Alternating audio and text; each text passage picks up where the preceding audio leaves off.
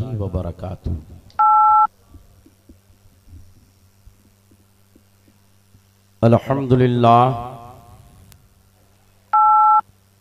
अल्हम्दुलिल्लाहिल्लज़ी अब्दअल अफ़लाक वल अर्ज़ीन वस्सलातु वस्सलामु अला मन काना नबिय्यन व आदमु बैनल माइ वत्तीन व अला आलिहि व अस्हाबिहि व अज़वाजिहि व ज़ुर्रिय्यातिहि अजमाईन। अम्मा बाद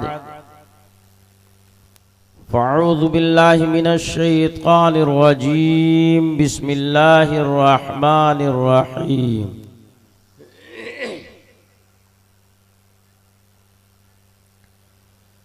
या अय्युहल्लज़ीना आमनू क़ू अन्फुसकुम व अहलीकुम नारा।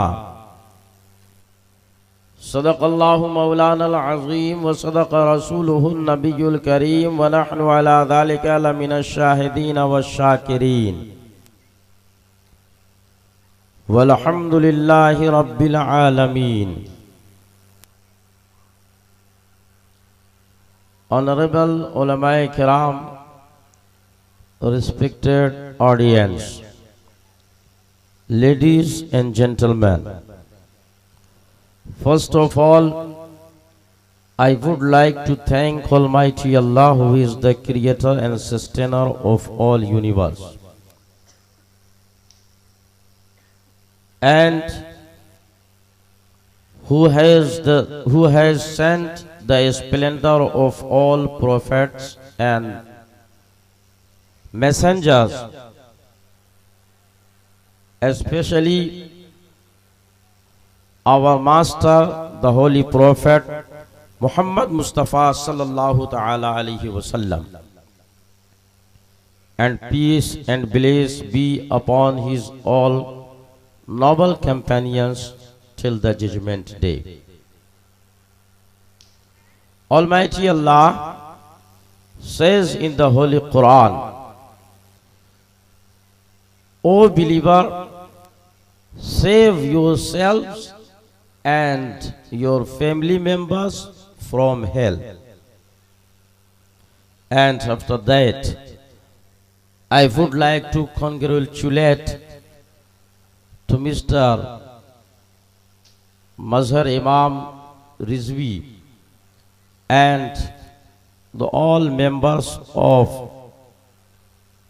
Jalsa committee who dedicated himself for this noble cause and who arranged this holy meeting by the name of Sarkar-e Madina Conference.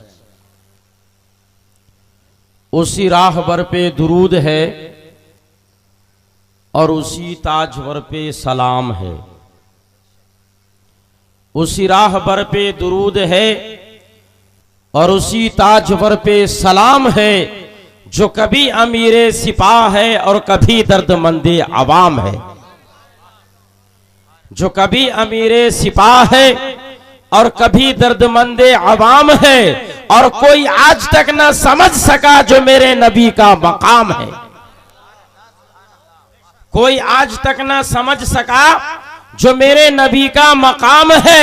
कभी बोरिये पे कयाम है, कभी अंबिया का इमाम है। कभी बोरिये पे कयाम है, कभी अंबिया का इमाम है, और कभी फाका कश, कभी मेज़बां, कभी सर पे ताजे शहंशाही। कभी फाका कश, कभी मेज़बां, कभी सर पे ताजे शहंशाही, और कभी बुत शिकन, कभी सफ शिकन, और कभी मुजाहिद आम है। कभी बुत शिकन, कभी सफ शिकन, और कभी मुजाहिद आम है। और उड़ता हुआ गुबार भी उनके दयार का, उड़ता हुआ गुबार भी उनके दयार का है। शामियाना रहमते परवरदिगार का है, शामियाना रहमते परवरदिगार का। और बोसा जो ले लिया है नबी के मजार का, बोसा जो ले लिया है नबी के मजार का, है अर्श पे दिमाग नसीम बहार का, है अर्श पे दिमाग नसीम बहार का। आइए हम और आप मिलकर उस आकाए नामदार मदनी ताजदार दोनों आलम के मालिक व मुख्तार के दरबारे गोहरबार में सलातो सलाम की डालियां अकीदत व मोहब्बत के साथ पेश करने की सआदत हासिल करें, जिनकी अजमत का खुतबा आज सिर्फ हम और आप नहीं पढ़ रहे हैं, बल्कि 1400 साल पेशतर से जारी व सारी है।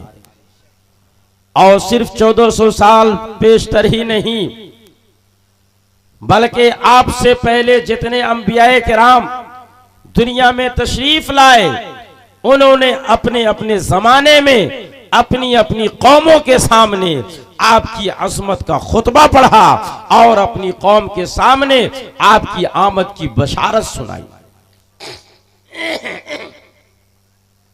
जैसा कि मशहूर व मारूफ आसमानी किताब जिसे आज दुनिया ओल्ड टेस्टामेंट के नाम से जानती है, हम और आप जिसे तौरेत के नाम से याद करते हैं, वो किताब जो हजरत मूसा अला नबीना अलैहिस्सलातु व तस्लीम पर नाजिल हुई, उस किताब में परवरदिगार आलम ने हजरत मूसा अलैहिस्सलातु व तस्लीम से इरशाद फरमाया और हजरत मूसा ने अपनी कौम के सामने इस हकीकत को वाज़ेह किया। जैसा कि ओल्ड टेस्टामेंट चैप्टर 125 के अंदर परवरदिगार आलम इरशाद फरमाता है, God said to Moses, I will raise him among you like your brother, I will put my word in his mouth, he will not speak but what I will command to him। परवरदिगार आलम हजरत मूसा अला नबीना अलैहिस्सलातु व तस्लीम के जरिए इरशाद फरमाता है, ऐ मूसा, उस आने वाले पैगंबर को मैं तुम्हारे दरमियान से और तुम्ही में से पैदा करूंगा। उनकी शान ये होगी कि वो कुछ नहीं बोलेंगे मगर वो जो मैं फरमाऊंगा, और जब तक मैं नहीं कहूंगा वो अपनी तरफ से कुछ नहीं कहेंगे। He will not speak but what I will say to him or I will command to him। इसी की तर्जमानी करते हुए परवरदिगार आलम ने कुरान मुकद्दस में यूं इरशाद फरमाया, वमा यंतिकु अनिल हवा इन हुवा इल्ला वह्युन युहा। जो तौरेत में फरमाया गया था उसी को कुरान ने कोट किया है और उसी की तर्जमानी मुजद्दिदे दीनो मिल्लत इमाम अहले सुन्नत कंजुल करामत रफीउ दरजा इमाम अहमद रजा खान फासिल बरेलवी अलैहि रहमतु व रिजवान कुछ इस अंदाज से फरमाते हैं, हबीबी या रसूल अल्लाह, वो ज़बान जिसको सब की उनकी कुंजी कहें, वो ज़बान जिसको सब उनकी कुंजी कहें, उसकी नाफिज हुकूमत पे लाखों सलाम, मुस्तफा जाने रहमत पे लाखों सलाम, शमे बस में हिदायत पे लाखों सलाम। और वो नबी जिनकी असमत का खुतबा सिर्फ तौरेत ही नहीं बल्कि आज की बज़ाहिर तरक्की याफ्ता कौम जिसे क्रिश्चियन या ईसाई के नाम से जाना जाता है, उनके पैगंबर पर नाजिल होने वाली मशहूर मारूफ किताब जिसे बाइबल के नाम से जाना जाता है, हम और आप उसे इंजील के नाम से याद करते हैं। उस इंजील मुकद्दस में हजरत ईसा अलैहिस्सलातु व तस्लीम ने अपनी कौम के सामने जो खुतबा पेश किया, उस खुतबे के अंदर हमारे और आका की नाम की अजमत का खुतबा भी पेश किया और हमारे आका की बारगाह में उन्होंने इज्जत व एहतराम के साथ खिराज अकीदत पेश किया। बाइबल के चैप्टर 12 के अंदर अल्लाह रब्बुल इज्जत की उस किताब के अंदर हजरत मूसा हजरत ईसा अला नबीना अलैहिस्सलातु व तस्लीम के कौल के हवाले से मज़कूर है, Blessed be the holy name of God who created the splendor for the salvation of the world, and I have come to prepare the way for that prophet.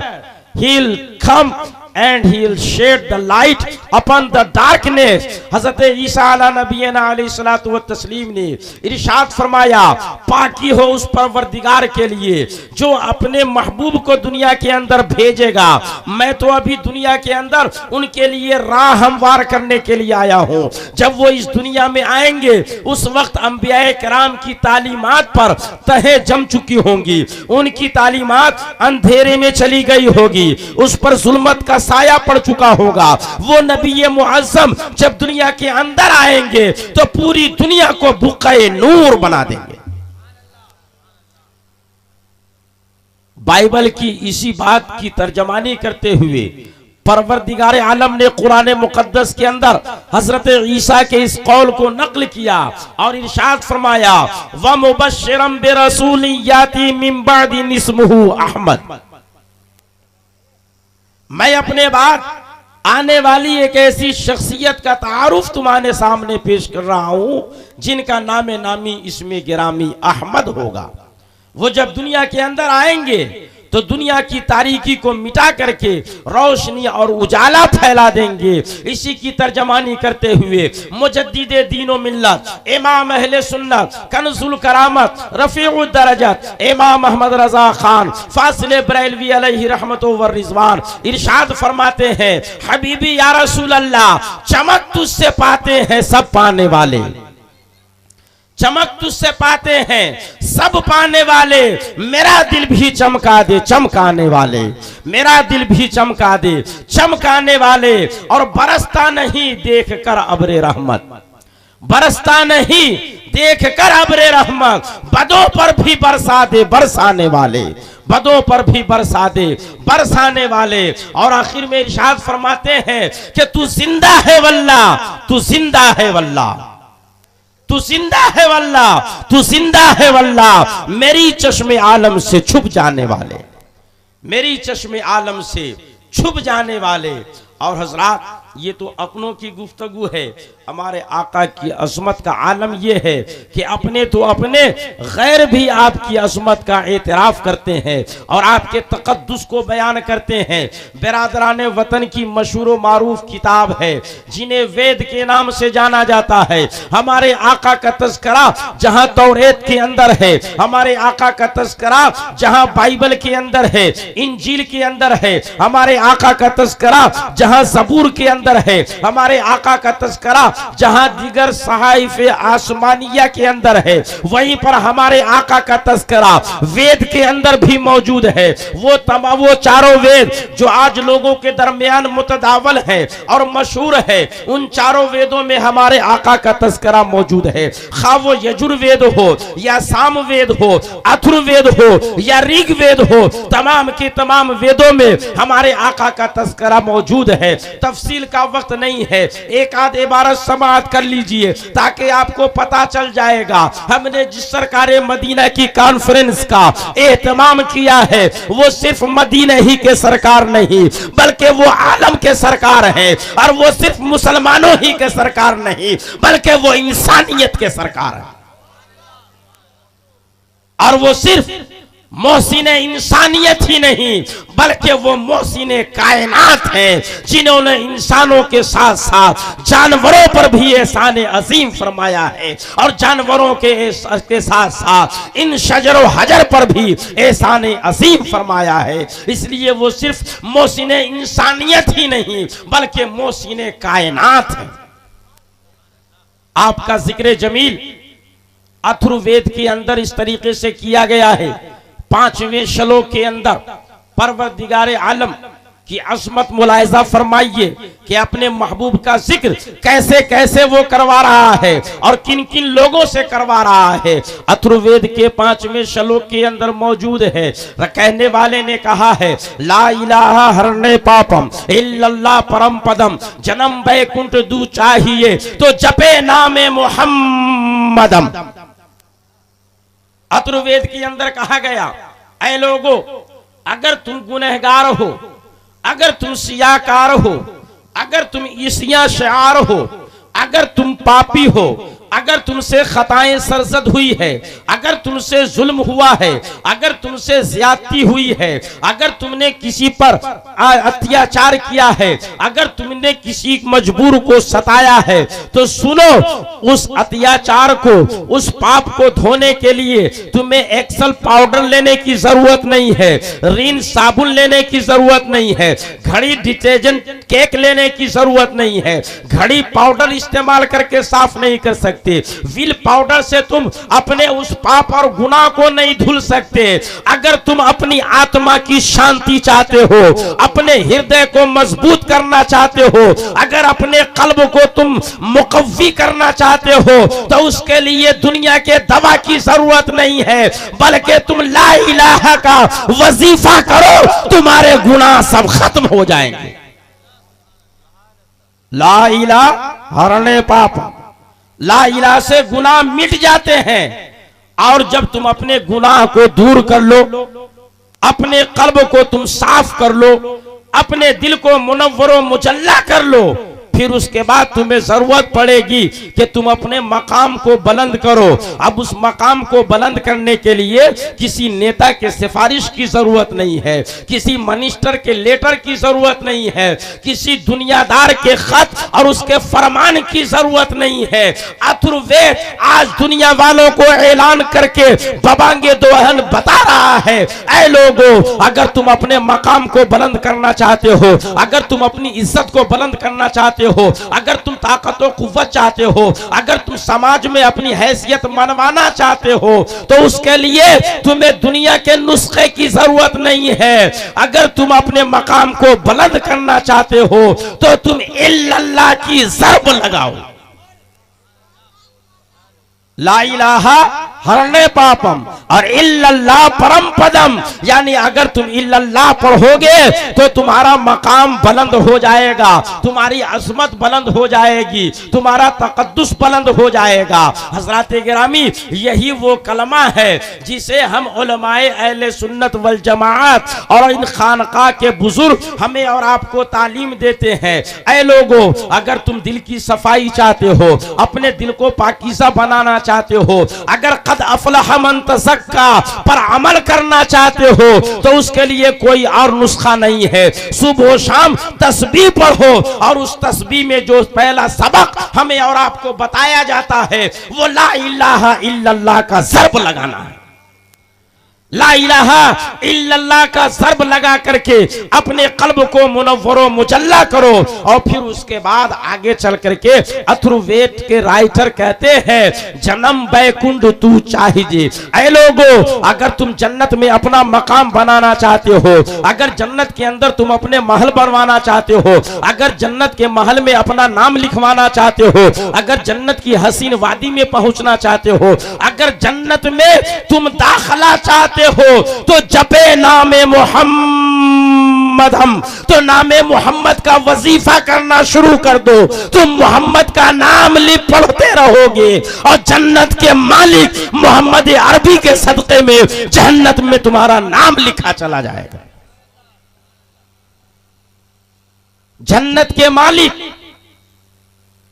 का तुम नाम लो और जन्नत में तुम्हारे लिए महल तैयार होते चले जाएंगे। मेरे मोहतरम बुजुर्गों और दोस्तों, यह अथर्ववेद में कहा गया और इसी को यजुर्वेद में इस तरीके से कहा गया है, मोहम्मदम अधिकारम नाशम, के मोहम्मद की जात वो है जो अंधकार को खत्म कर देगी। बताना ये है, क्या ये हम और आप मिलकर उस नबी की बारगाह में सलातो सलाम का तोहफा पेश करें, दीन की अजमत का खुतबा अपने तो अपने गाने पढ़ रहे हैं। और जैसा कि अभी हाफिजो कारी आशिक रजा साहब झारखंड से जो तशरीफ लाए हैं, रांची से, वो आपके सामने इरशाद फरमा रहे थे कि हमारे नबी की शान में सिर्फ हम ही नहीं बल्कि शजर व हजर भी सलातो सलाम का नजराना पेश करते हैं। आइए उस नबी की बारगाह में सलातो सलाम का नजराना पेश करें और बुलंद आवाज से पढ़े अल्लाहुम्मा सल्ली अला सय्यिदना मौलाना मुहम्मदिन मादिन जुद वल करम मंबइल इल्म वल हिल्म वल हिकम दाइमन सल्ली व सल्लिम सलातन व सलामन अलैका या रसूल अल्लाह। आप भी एक मर्तबा बुलंद आवाज से पढ़ दें अल्लाहुम्मा सल्ली अला सय्यिदना मौलाना मुहम्मदिन मादिन जुद वल करम मंबइल इल्म वल हिल्म वल हिकम दाइमन सल्ली व सल्लिम सलातन व सलामन अलैका या रसूल अल्लाह व अला आलिका व अस्हाबिका व अज़वाजिका व ज़ुर्रियातिका अजमाइन। हज़रात, काबिल मुबारकबाद हैं आप तमामी हजरात जो रात के इस सन्नाटे में अपने आका के नाम पर यहां बैठे हुए हैं, और काबिल मुबारकबाद हैं मुजाहिदे अहले सुन्नत हजरत मौलाना मजहर इमाम साहब और जलसा मुनाकिद करने वाली तमाम कमेटी के मेंबरान, जिन्होंने इस दौरे पुरफितन में हमें और आपको अपने ईमानो अकीदा की हिफाजत के लिए यहां पर इकट्ठा किया और अपने आका की बारगाह में गुलामी का सबूत पेश करने के लिए इन्होंने दिनों रात एक करके महफिल खैर का एहतमाम किया, हमें और आपको इकट्ठा किया। यह और बात है कि हमारे यानी अहले सुन्नत वल जमाअत के जलसों के दस्तूर के एतबार से उमूमन हमारे जलसे 11 बजे के बाद शुरू होते हैं, जबकि हकीकत ये है ये काम शुरू होने का नहीं है, ये वक्त शुरू होने का नहीं है बल्कि ये ख़त्म होने का वक्त है। आज लोग जो तरक्की याफ्ता इलाकों में रहते हैं उनकी यहां जलसों का दस्तूर ये है कि वो इशा के बाद फौरन शुरू करते हैं। हुसूल बरकत के लिए 1-2 नात खानी होती है और उसके बाद बाकायदा खिताबत का दौर शुरू होता है। 11 से 12 बजे तक बड़े से बड़े जलसे और बड़ी से बड़ी कॉन्फ्रेंसें ख़त्म हो जाया करती हैं, मगर हमारे इलाका बिहार और झारखंड और बंगाल का उमूमन दस्तूर ये है कि जब हर इलाके में ख़त्म होने का वक्त होता है तो हमारे यहाँ शुरू होने का वक्त होता है। नतीजा ये होता है कि मेहनत व मशक्क़त के साथ जलसे सजाए जाते हैं, रुपए खर्च किए जाते हैं और इंसान दिनों रात कद्दो काविश करता है, और नतीजा ये होता है कि जब मुकर्रिर के खिताब का वक्त होता है तो कुर्सियां खाली होती नजर आती हैं। जो लोग मौजूद होते हैं वो भी अपने दिल पे कहरो जबर करके मौजूद होते हैं। दिमागी सलाहियत जो सोचने और समझने की होती है उमूमन इस वक्त तक खत्म हो चुकी होती है, चूंकि ये वक्त सुनने और सुनाने का नहीं रहा, ये नेचर के खिलाफ है। हम जैसे लोग, अल्लामा नबील अख्तर जैसे लोग जो रातों रात प्रोग्राम करते हैं और जिनकी हर रात प्रोग्राम और जलसों में बसर होती है, इन्हें तो आदत है, मगर आप जैसे हजरात जो साल में 2-4 जलसों में शरीक होते हैं आपको आदत नहीं होती है। उमूमन आदत होती है 8-9 बजे सो जाने की। 9 बजे सोने वाला इंसान अगर 12 बजे तक जाग जाए तो यकीनन ये उसकी करामत है, और 12 बजे के बाद अगर वो जागता है तो फिर इसी का नाम फैजाने तेग अली है। बगैर इन बुजुर्गों के फैजान के 12 बजे के बाद न कुछ सुना जा सकता है, न कुछ सुनाया जा सकता है, और न दिमाग में बैठाया जा सकता है। इसके बाद जो भी गाड़ी चलती है ये सब इन्हीं बुजुर्गों के फैजान की वजह से, वरना हकीकत ये है कि ये नेचर के खिलाफ है, ये फितरत के खिलाफ है, ये तबीयत के खिलाफ है। रात बनाई गई है आराम और सुकून के लिए, दिन बनाया गया है कामकाज के लिए और दूसरे मकासद को हासिल करने के लिए। ये जो दीनी इज्तिमाआत होते हैं, ये जो दीनी दलसे होते हैं, क्या आप ये समझते हैं कि ये बिल्कुल आउट ऑफ डेट या ये है कि ये ओवर टाइम काम है? नहीं, ऐसा नहीं है, बल्कि दरसगाहों में बच्चों को पढ़ाया जाता है और जलसागाह में बच्चों के बाप को तालीम दी जाती है। ये भी तालीम गाह है, ये भी तरबियत गाह है। और तरबियत ऐसे वक्त में अगर की जाए जब वक्त निकल चुका हो, तो उस वक्त सिवाय मातम करने के और अफसोस करने के कुछ बाकी नहीं रहता। इसलिए मेरे मोहतरम बुजुर्गों और दोस्तों, दुनिया काफी बदल चुकी है, एडवांस हो चुकी है, लोगों ने तरक्कियां की है, हर तरफ तरक्की का दौर दौरा है, तरक्की का शोहरा है। आज इंसान तरक्की करके जमीन की पस्ती से उठ करके आसमान की बुलंदियों पर पहुंच गया है, फिजा में अपनी परवाज़ें उड़ा रहा है, चांद और सूरज पे कमंदे डाल रहा है। और हमारा हाल ये है कि हम उसी दकियानूसी तरीके पर अमल कर रहे हैं, हम उसी तरीके पर कारबंद हैं जो आज से 50 साल पहले का तरीका था, जो आज से 60 साल पहले का तरीका था। उस जमाने में होता यह था कि उम्मन जब लोग खेतों की कटाइयां कर लेते थे, गेहूं की फसल काट लिया करते थे, उसके बाद जलसे जुलूस का प्रोग्राम रखते थे। उस वक्त उनके पास कोई काम नहीं होता था, कई गांव मिला करके एक जलसे मुनक़िद करता था। दूर दराज इलाकों में जलसे होते थे, लोग वहां जाते थे, इकट्ठा होते थे, दूर दराज के गांव के लोग आए हुए होते थे, उस जलसों में शिरकत करते थे, पूरी रात जलसे चला करते थे। मगर आज अल्हम्दुलिल्लाह रब का फजल है और उसका एहसान है कि कई गांव मिला करके नहीं, बल्कि एक गांव के अंदर इतनी हैसियत और इस्तिताअत हो गई है, वहां के रहने वालों में इतनी सलाहियत पैदा हो गई है कि अपने नबी के नाम पर 50,000 खर्च करने से दरेग नहीं करते, 1 लाख खर्च करने से दरेग नहीं करते, 2-2 लाख और 3-3 लाख भी खर्च करने से दरेग नहीं करते। ऐसे वक्त में इस गैर फितरी तरीके से अपने आप को और अपने पैसों को बर्बाद करना मैं नहीं समझता किसी तरह से मुफीद है। इसलिए बिशनपुर के जिंदा दिल मुसलमानों, मुजफ्फरपुर के कुर्बो जवार में रहने वाले नौजवानों, गौर करो और अपने अंदर इनकलाब पैदा करने की कोशिश करो। इनकलाब पैदा करने के लिए अब न दूसरी कौम आएगी और न दूसरी जमात आएगी, तुम्हें इनकलाब पैदा करना है, तुम्हें इनकलाब का दाई बन करके दूसरों के लिए एक नमूना पेश करना है। कोशिश ये करो कि हमारे गांव के जलसे उमूमन मगरिब बाद शुरू हो जाया करें और 11 बजे तक खत्म हो जाया करें। ये कोई मुश्किल और दुश्वार नहीं है, दूसरी जमातों में आज हो रहा है।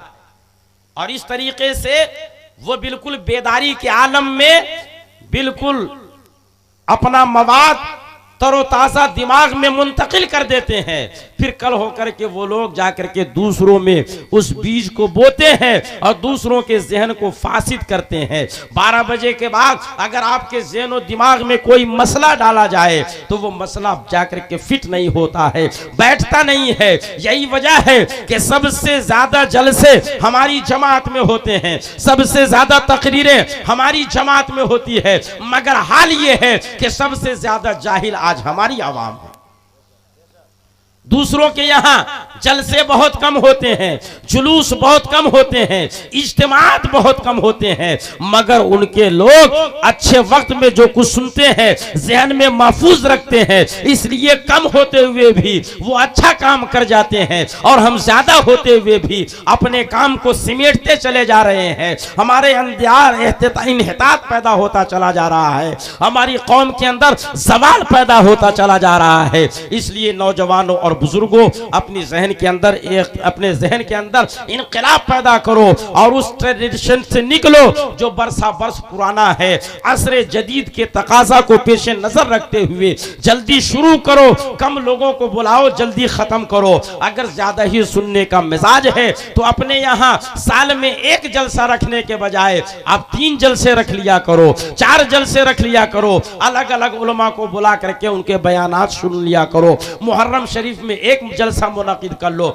रबीउल अव्वल में एक जलसा मुनक़िद कर लो, 11वीं में एक जलसा मुनक़िद कर लो, छठी शरीफ के मौके पर एक जलसा मुनक़िद कर लो। इस तरीके से कसरत से करो मगर लिमिट से करो, वक्त को पेशे नजर रखो। जो कौम वक्त की कदर नहीं करती है, जो लोग वक्त की कदर नहीं करते हैं, वक्त उन्हें तबाह बर्बाद कर देता है, वक्त उन्हें पीछे कर देता है, वक्त उन्हें धकेल देता है। इसलिए हमारी गिरफ्त वक्त पे मजबूत होनी चाहिए। वक्त को हम काबू में रखें तभी जाकर के हम जमाने पर काबू में जमाने को काबू में ला सकते हैं और जमाने पर अपनी फतह कामरानी का परचम लहरा सकते हैं, वरना हम कामयाब व कामरान नहीं हो सकते। आइए एक मर्तबा बेदारी का सबूत देते हुए दुरूद पाक की नजरें पेश कर ले और बुलंद आवाज से पढ़े अल्लाहुम्मा सल्ली अला सय्यिदना मौलाना मुहम्मदिन मादिन जुद वल करम मंबअ इल्म वल हिल्म वल हिकम दाइमन सल्ली व सल्लिम सलातन व सलामन अलैका या रसूल अल्लाह व अला आलिका व असहाबिका व अज़वाजिका व ज़ुर्रियतिका अजमईन। हज़रात, रात के अब इस आखिर हिस्से में कोई अहम मौजू छेड़ना या किसी इल्मी नुक्ता पे गुफ्तगू करना नहायत ही मुश्किल और दुश्वार है। लिहाजा आइए हम आपके सामने आज के इस पुरफितन दौर को मद्देनजर रखते हुए, जिस पर तबसरा उभरते हुए नौजवान मुकर्रिर हजरत मौलाना उमर फारूक ने किया और जिसकी एक झलक हजरत अल्लामा नबील अख्तर साहब अल्हम्दुलिल्लाह ये ऐसी जबान इस्तेमाल करते हैं कि मालूम होता है फसाहत व बलागत इनके लबों का बोसा ले रही है। मानी व बयान इनके सामने दस्त बस्ता खड़े हैं और फिर इस तरीके से अपने कौम की मिजाज शनासी और अपने कौम की मिजाज साजी किया करते हैं। शोराए इज़ाम की मद भरी आवाज और उनके फिक्र अंगेज नातिया कलाम से महसूस होने के बाद अब मैं ये चाहता हूं कि निहायत ही आसान लबो लहजे में और बहुत ही आसान पैराए में आपके ज़हन फिक्र में ये बात उतार दूं जिनकी शुरुआत इन हजरात ने की है कि आज हमारे मुआशरे और समाज के अंदर हमें ईमान को भी महफूज रखना है और अपने अमल में भी तेजी लानी है। ईमान और अकीदा दोनों पहलू पे हमें काम करना है, इसलिए कि आज ईमान के लुटेरे भी घूम रहे हैं और हमारे अंदर अमली कोताही भी पैदा हो गई है। तो हमें अपने अमल को भी चुस्त और दुरुस्त करना है और अपने ईमान को भी सही व सालिम रखना है। इसलिए कि हजरात आज जिस तरीके से ये कंप्यूटर का दौर है and we spend our life in the modern era और in the light of science, हम अपनी जिंदगी जैसा कि इस तरक्की याफ्ता या साइंसी दौर में बसर कर रहे हैं, इस साइंसी दौर में जहां बहुत सारी आसानियों की चीजें पैदा हुई हैं, वहीं पर उन चीजों को तबाह बर्बाद करने वाली चीजें भी पैदा की गई है।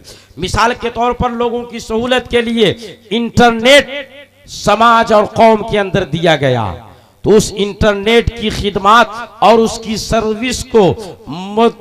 सर्विस को मुतासिर करने के लिए वायरस छोड़ा गया ताकि लोगों के ज़हन फिक्र को मबजूल करने के लिए और सर्विस की रफ्तार को कम करने के लिए वायरस छोड़ करके लोगों को परेशान किया जाए। जो जिस सहूलत का आदी बना के दिया गया है उस सहूलत पे कदगन लगाया जाए और उस पे रोक लगाया जाए, तो लोगों को तिलमिलाने के लिए और पैसे बटोरने के लिए कंपनी वालों ने वायरस इजाद किया। इस तरीके से लोगों के काम को मुतासिर किया। बेला तशबीह तमसील उस काम को आसान बनाने के लिए फिर उन्हीं लोगों ने एंटी वायरस पैदा किया ताकि लोग उसे खरीदें और खरीद करके हमारी तिजोरियों में पैसे भेजें और हम बैठे बैठे ऐशो इशरत करते रहें। हसरात उन्हीं अंग्रेजों ने इंसानी ज़हन दिमाग को खराब करने के लिए और मुसलमानों के ईमान और अकीदा को खराब करने के लिए कुछ ऐसे अफराद को हमारे दरमियान भेज दिया है जो वायरस का काम करते हैं, यानी इंसानों के ज़हन दिमाग को खराब करते हैं। अहले सुन्नत वल जमात के ईमान और अकीदा पे सब खू मारते हैं, मुसलमानों को सही अकायद से हटा करके बातिल अकायद की तरफ गामजन करते हैं और बातिल अकायद की तरफ ले जाने की कोशिश करते हैं।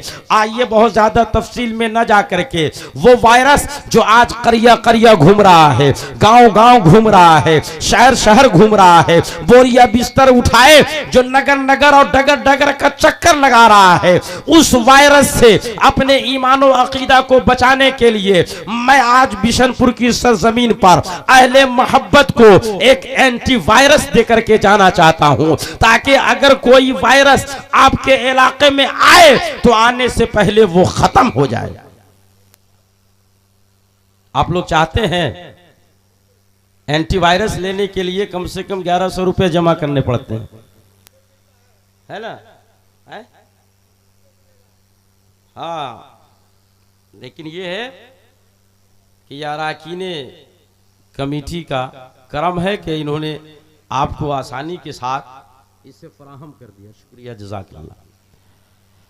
उस एंटीवायरस को आपको आज जहन में रखना है। अगर ये आपके जहन में बैठ गई बात तो मैं समझूंगा कि मेरा यहाँ आना करीब है और आपका बैठना, मेरा आना यहाँ मुफीद है और आपका बैठना कामयाबो कामरान है। एंटीवायरस क्या है उसे आप समाअत फरमाएं।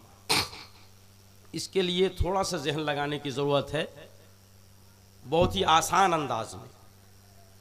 वो ये कि हम चलें तारीख के उस पन्ने को उठाएं और देखें जिस पन्ने में सरकार मदीना सल्लल्लाहु ताला अलैहि वसल्लम की आमद मुबारक का जिक्र जमील मौजूद है।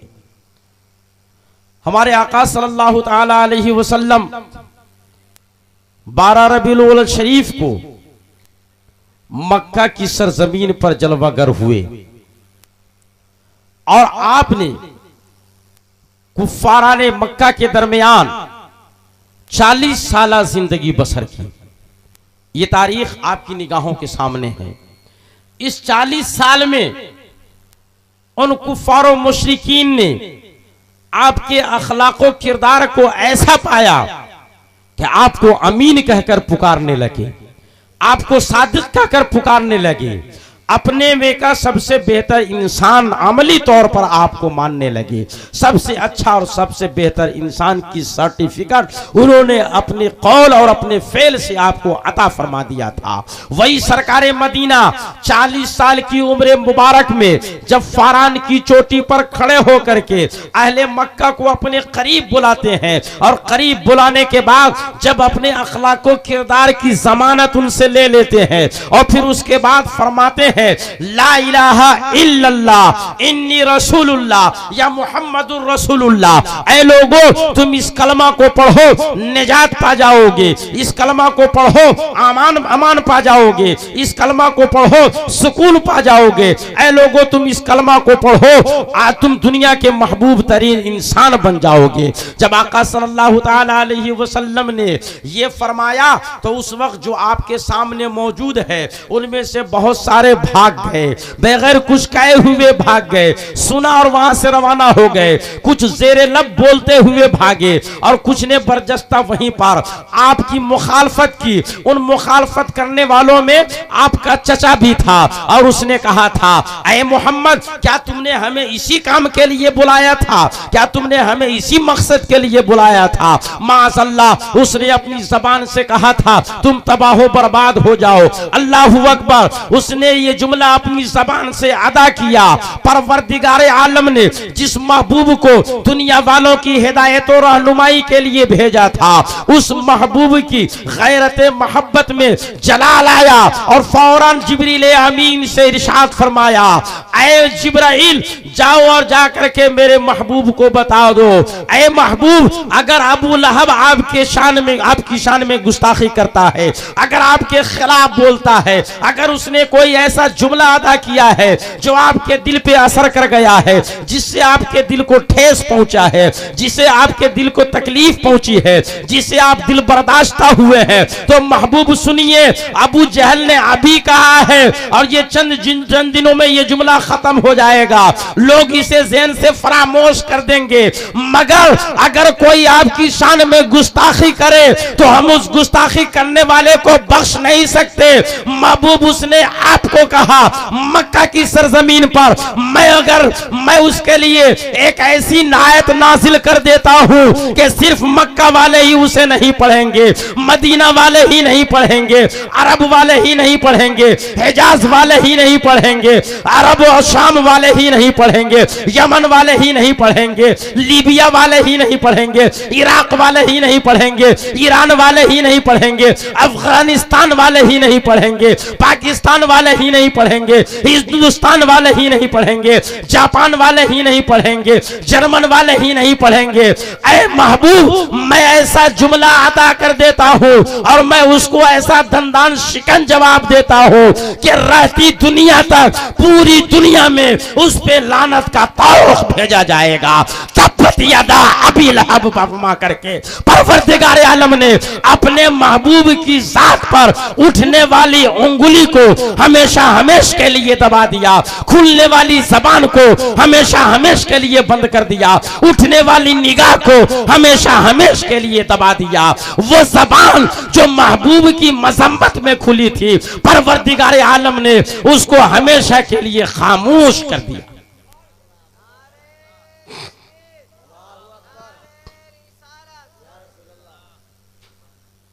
अल्लाहु अकबर।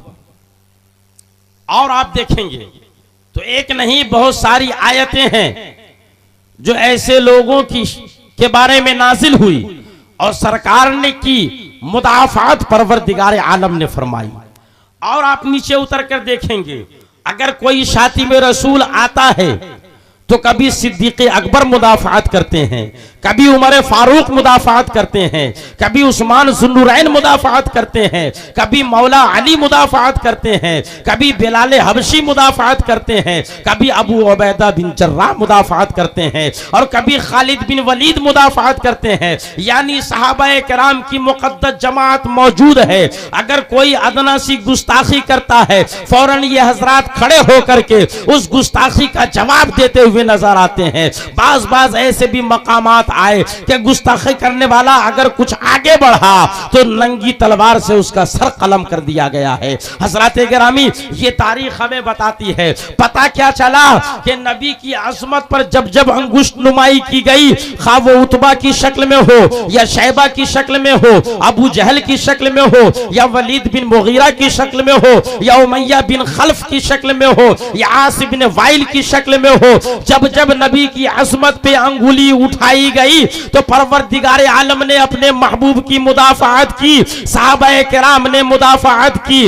आज भी अगर हिंदुस्तान के अंदर पेट्रो डॉलर पर पलने वाली जमात आका की शान में गुस्ताखी करती है, कभी आका के इल्म गैब की तरदीद करती है, कभी आका की नूरानियत का इनकार करती है, कभी सलाम पर एतराज करती है, कभी नबी की अज़मत के लिए जो क़याम किया जाता है उस क़याम पे एतराज करती है, कभी फातिहा पे एतराज करती है, कभी नबी के तक़द्दुस को पामाल करने की कोशिश करती है। तो अब आपको उस जमात को पहचानने के लिए और यहाँ पर हक़ व बातिल को समझने के लिए कहीं दूर जाने की जरूरत नहीं है। आप आसानी से समझ सकते हैं कि वो लोग जो नबी की अज़मत को पामाल करने की कोशिश कर रहे हैं, जो नबी के इल्म का इनकार कर रहे हैं, जो नबी की नूरानियत का इनकार कर रहे हैं, जो नबी की नबूवत के बारे में लोगों को शशोपंज का शिकार कर रहे हैं, जो नबी की अज़मत के खिलाफ तहरीक चला रहे हैं, जो कभी खत्म नबूवत के खिलाफ बातें किया कर, जो खत्म नबूवत का दावा करने के बावजूद उसके लिए रास्ते खोल रहे हैं और जो नबी की अज़मत और शान को घटाने की कोशिश कर रहे हैं, वो किस कैटेगरी में है।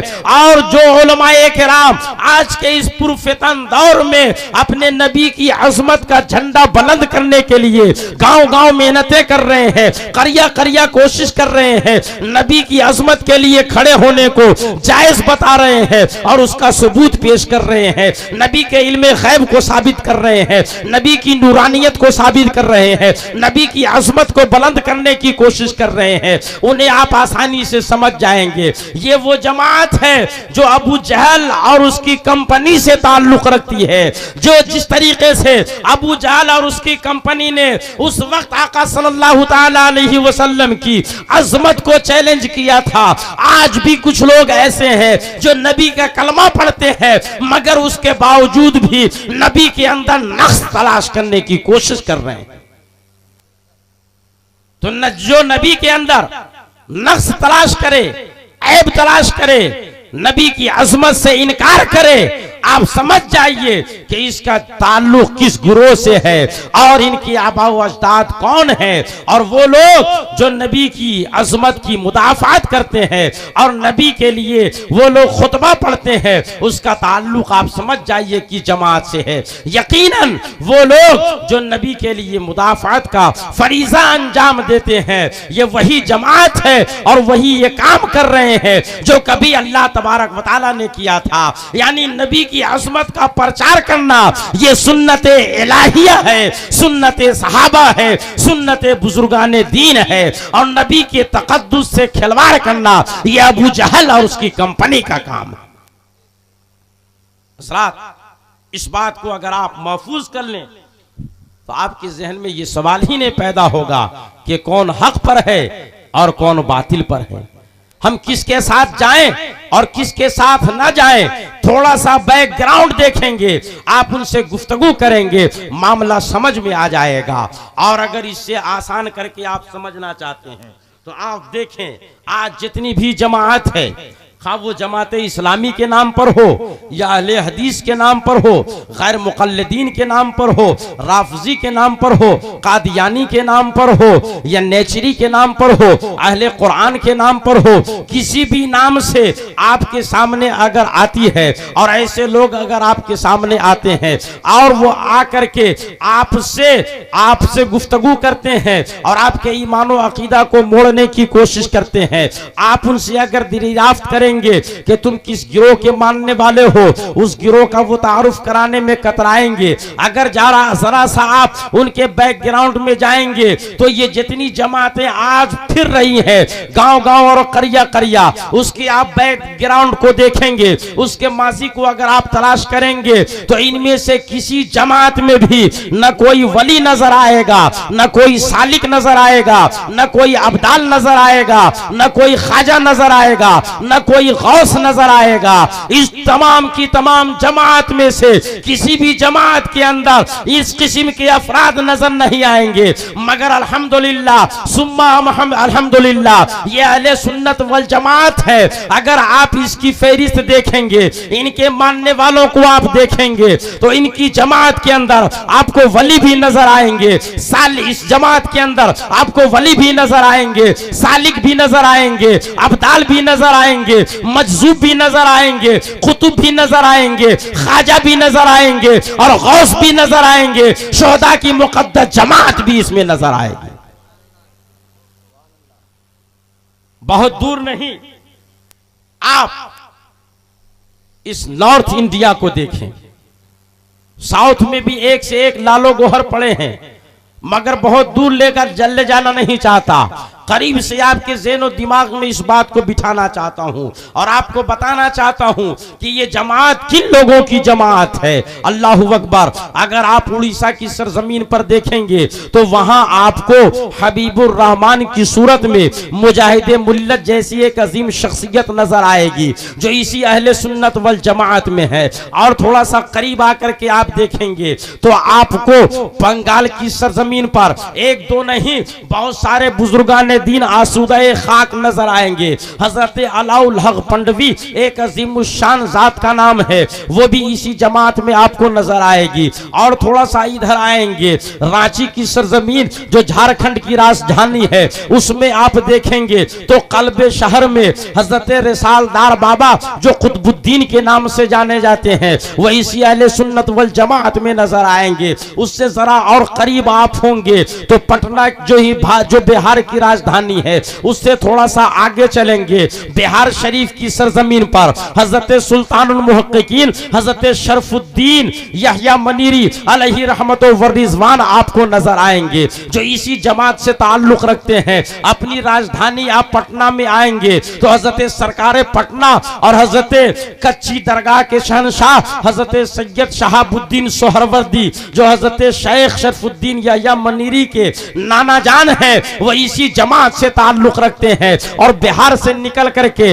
आप अगर यूपी की राजधानी में जाएंगे तो हजरत शाह मीना अलैहि रहमत व रिजवान इसी जमात में आपको नजर आएंगे। और थोड़ा सा अगर आप कदम पीछे हटाएंगे तो हजरत वारिस पाक का आस्थाना जो आज मौजूद है बाराबंकी की सरजमीन पर, देवा शरीफ की सरजमीन पर, वो आपको इसी जमात में नजर आएंगे। और थोड़ा सा पीछे देखेंगे तो हजरत औहदुद्दीन सैयद सुल्तान अशरफ जहांगीर सिमनानी अलैहि रहमत व रिजवान का आस्थाना आपको नजर आएगा, वो इसी अहले सुन्नत वल जमात की में आपको नजर आएंगे। और फिर उसके बाद आप चलेंगे लखनऊ से जब आगे तो बरेली शरीफ की धरती पर मुजद्दिदे दीनो मिल्लत इमाम अहले सुन्नत कंजुल करामत रफीउ दरजत इमाम अहमद रजा खान फाजिल बरेलवी अलैहि रहमत व रिजवान की सूरत में हजरत हुज्जतुल इस्लाम और हजरत मुफ्ती आजम हिंद की सूरत में अहले सुन्नत वल जमात के जाबाज सिपाही आपको नजर आएंगे।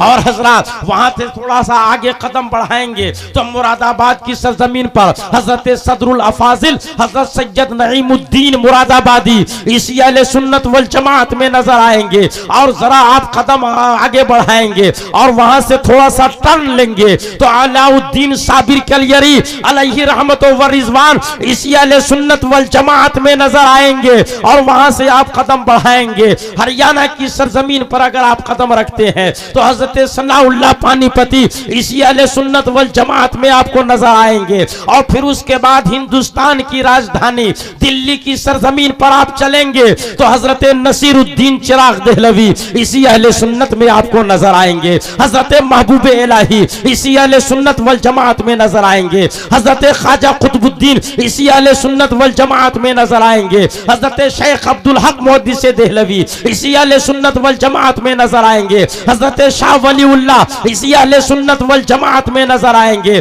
और फिर उसके बाद थोड़ा सा आगे चलेंगे तो सर हिंद शरीफ की सरजमीन पर मुजद्दिदे मिल्लत मुजद्दिदे अल्फसानी हजरत शेख अहमद सिरहिंदी अलैहि रहमत व रिजवान इसी अहले सुन्नत वल जमात में नजर आएंगे। और थोड़ा सा आगे आप कदम बढ़ाएंगे हिंदुस्तान के बॉर्डर के करीब पहुंचेंगे तो हिंदुस्तान के राजा ख्वाजा खाजगान हजरत ख्वाजा मोइनुद्दीन अजमेरी हसन संजरी रदियल्लाहु ताला अन्हु अहले सुन्नत वल जमात के इमाम की शक्ल में आपको नजर आएंगे। और थोड़ा सा आगे कदम बढ़ाएंगे बाउंड्री के उस पार चलेंगे तो हजरत जकरिया मुल्तानी इसी अहले सुन्नत वल जमात में नजर आएंगे। हजरत बाउल हक मुल्तानी इसी जमात में आपको नजर आएंगे। और आगे कदम बढ़ाएंगे तो हजरत दाता अली हजवेरी इसी जमात में आपको नजर आएंगे। और थोड़ा सा आगे आप कदम बढ़ाएंगे इराक की सरजमीन पर बगदाद मुअल्ला की सरजमीन पर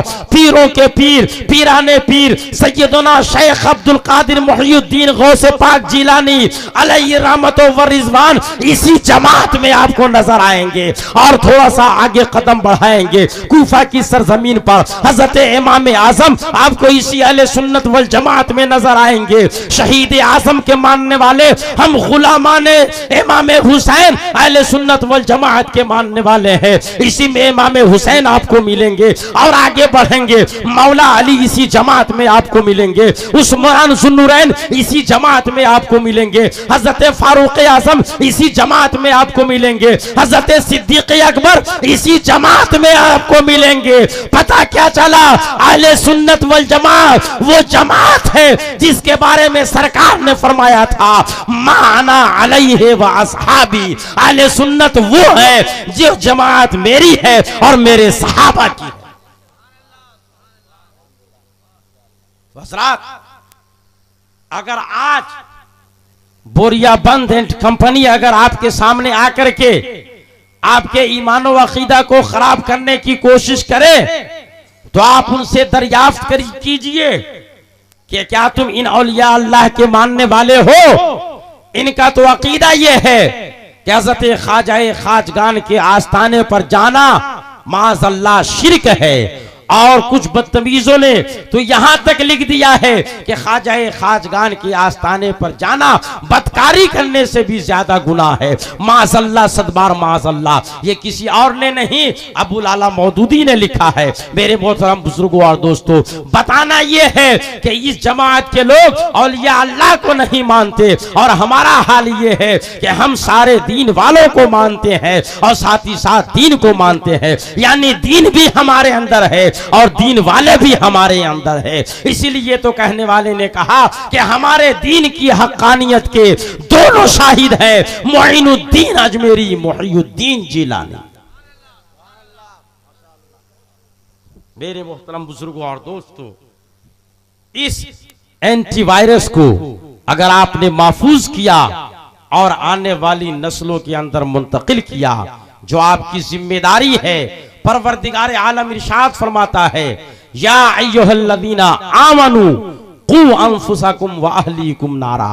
ऐ लोगों, तुम खुद भी अपने आप को जहन्नम की आग से बचाओ और अपनी औलाद को भी जहन्नम की आग से बचाओ। तो हज़रात, अहले सुन्नत वल जमात के अकीदे और मामूलात पर कायम रहना ये आपका भी फरीजा है और साथ ही साथ आने वाली नस्ल यानी अपनी औलाद को बताना और समझाना ये भी आपका फरीजा है। अपनी घरवाली को बताना ये भी आपका फरीजा है। आज हमारा हाल ये है कि हमारे यहाँ बड़ी बड़ी कॉन्फ्रेंसें होती हैं, इस्लाह मुआशरा के नाम पर, समाज सुधार के नाम पर स्कीमें चलती हैं, मगर हाल ये है कि मर्ज बढ़ता गया, जूझू दवा की इस्लाह मुआशरा कॉन्फ्रेंस हो रही है, मगर खातिर खान नतीजा बरामद नहीं हो रहा है। उसकी वजह क्या है? अगर आप उसकी वजह पर गौर करेंगे तो पता चलेगा कि हमारे इस्लाह का काम वन साइडेड हो रहा है, एक तरफा हो रहा है। आज हमारे जलसों में मर्द हजरात तो मौजूद होते हैं, मगर खवातीन की शिरकत बहुत कम होती है, और अगर होती भी है तो उनका एक अलग ही जलसा शुरू रहता है, अलग ही उनका एक प्रोग्राम होता है। और अगर वो बैठती भी है संजीदगी से तो उमूमन ऐसा होता है कि पूरी पूरी रात जलसा हो जाता है, खुतबा अपनी खिताबत का जादू जगा करके चले जाते हैं, मगर औरतों के इस्लाह आमालो अकीदा के एतबार से कोई गुफ्तगू नहीं होती। नतीजा ये होता है कि सुबह को जब वो लौटती हैं तो मायूस होती हुई जाती हैं और कहती है कि मौलाना साहब ने तो हम लोगों को कुछ बताया ही नहीं, सारा का सारा अपनी कंपनी ही में शेयर करके चले गए और हमारे लिए उन्होंने कुछ फरमान नहीं जारी किया, कुछ नहीं बताया। वो मायूस होकर के जाती हैं। मेरी माँ और बहनें, अगर मेरी आवाज़ सुन रही हैं तो आपको मायूस होने की ज़रूरत नहीं है। अगर आप जलसा के अंदर यानी जलसा का जहाँ भी इंतज़ाम होता है वहाँ पर सुनने के गर्ज से आती हैं तो अगरचे आपको कुछ नहीं बताया जाता स्पेशली तौर पर, मगर उस जलसे में बैठ करके आप सवाब की मुस्तहिक ज़रूर हो जाती हैं। उसमें जो अहकाम मर्दों के लिए बयान किए जाते हैं, बहुत मामूली ऐसे इख्तिलाफात हैं जिसमें मर्द और औरत के लिए अहकाम अलग अलग हैं, वरना हकीकत यह है कि इस्लाम की नजर में मुसलमान मर्द और औरत दोनों अहकाम की तामील के एतबार से बराबर है। इसीलिए हमारे और आपके आका सल्लल्लाहु तआला अलैहि वसल्लम ने जब आप पर अहकाम सादिर फरमाए और अहकाम की तालीमात के लिए आपको मुतवज्जा किया तो इरशाद फरमाया, तलबुल इल्म फरीज़तुन अला कुल्ले मुस्लिमिन व मुस्लिमा, seeking of knowledge is compulsory upon every male and female. इल्म का हासिल करना हर मुसलमान मर्दों औरत पर जरूरी है। तो इल्म हासिल करना जहां मर्दों के लिए जरूरी है वहीं पर औरतों के लिए भी जरूरी है। इल्म सिखाना मर्दों के लिए भी जरूरी है, औरतों के लिए भी जरूरी है। इन्हें भी हक है और उन्हें भी हक है। जो लोग यहां सुन करके जाते हैं अपनी औरतों को सुनाएं, खवातीन को अब बताएं और उन्हें बताएं कि आज क्या मसला बताया गया है, किस तरीके से तुम्हें जिंदगी गुजारनी है। माँ और बहनें अगर सुनती हैं तो उन्हें भी चाहिए कि उन बातों पर ध्यान दे और अपने अंदर इनकलाब पैदा करने की कोशिश करे। हजरात, वक्त ज्यादा नहीं वरना मैं आज अपनी माँ और बहनों को उनकी जिम्मेदारी का एहसास दिलाता और बताता कि इस्लाम ने तुम्हारे ऊपर कितने एहसानात किए हैं और आज तुम उन एहसानात का बदला किस तरीके से चुका रही हो। आज तुम्हारे अंदर अमल में कितनी कोताही पैदा हो गई है, आज तुम इस्लाम से कितनी दूर होती चली जा रही हो, आज तुम अपनी जिम्मेदारियों से किस कदर पहलूतही इख्तियार करती जा रही हो। नतीजा ये है कि आज कोशिशें बहुत की जाती हैं मगर मुआशरा के अंदर सुधार नहीं पैदा हो पाता। हजरात, हमारा समाज दो पटरियों पर चल रहा है, इसकी गाड़ी दो पटरियों पर चल रही है। एक पटरी मर्द के हिस्से में है, दूसरी खवातीन के हिस्से में है। अगर रेलगाड़ी की दोनों पटरियों में से एक पटरी बहुत मजबूत और सही सालिम हो, दूसरी अगर कहीं से लचकदार या कमजोर हो, तो आप यकीन मानिए मुशाहिदा आपका कहेगा कि वो रेल उस पर नहीं चल सकती और कामयाबी के साथ अपनी मंजिल तक नहीं पहुंच सकती। बिला तशबीह तमसील अगर हमें समाज को सुधारना है, मुआशरे में इनकलाब पैदा करना है, तो हमें अपनी माँ और बहनों को भी सुधारना होगा। मेरी माँ और बहनों, अगर आप मेरी आवाज सुन रही हो तो अपनी दिल की तख्ती पर नोट कर लो और अच्छी तरीके से महफूज कर लो। इस इस्लाम ने तुम्हारे ऊपर बहुत एहसानात किए हैं। उस वक्त की तारीख को अपनी निगाह के सामने रखो जब इस्लाम नमूदार हुआ।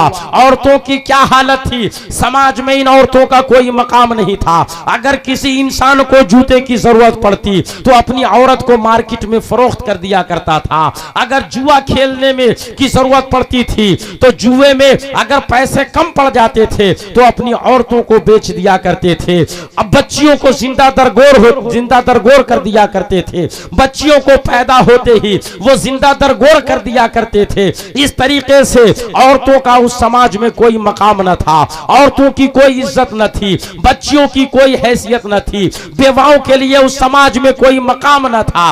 मगर अल्लाहु अकबर, हमारे और आपके आका सल्लल्लाहु ताला अलैहि वसल्लम सरकारे मदीना मक्का में जलवागर हुए और आपने इनकलाब पैदा करना शुरू कर दिया। वो औरतें जिनका कोई मकाम न था, वो औरतें जिन्हें समाज में मनहूस समझा जाता था, आका सल्लल्लाहु ताला अलैहि वसल्लम ने 40 साला बेवा से शादी करके दुनिया वालों को पैगाम दिया, ऐ दुनिया वालों, ये बेवा औरतें तुम्हें समाज से निकाले जाने के लायक नहीं है, तुम्हारी जूतियों की ठोकर पे रहने के लायक नहीं है, बल्कि ये मोहब्बत की मोहताज है। इन्हें तुम मोहब्बत दो ताकि इनकी जिंदगी भी सुधर जाए और संवर जाए। और इस तरीके से आका ने दुनिया वालों को पैगाम दे करके खुद अपनी उम्र 25 साल है और जिनसे शादी कर रहे हैं वो बेवा है, उनकी उम्र 40 साल की है, मगर शादी करके दुनिया वालों को अमली पैगाम दे रहे हैं, ऐ लोगों, ये औरतें तुम्हारी मोहब्बत की मोहताज हैं। बच्चियों की हिफाजत कर रहे हैं, ये बच्चियां जिंदा दरगोर किए जाने के लायक नहीं हैं, बल्कि ये बच्चियां पाले जाने के लायक हैं, पोसे जाने के लायक है। अगर तुम इनकी हिफाजत करते हो, अगर इनकी परवरिशो पर्दाश्त करते हो, तो अल्लाह तबारक व तआला इन बच्चियों की परवरिशो पर्दाश्त और सही तालीम और तरबियत और फिर उसके बाद सही जगह पर शादी करने के एवज में तुम्हारे लिए जन्नत वाजिब फरमा देता। इस तरीके से इस्लाम ने तुम्हारी जिंदगी की हिफाजत फरमाई।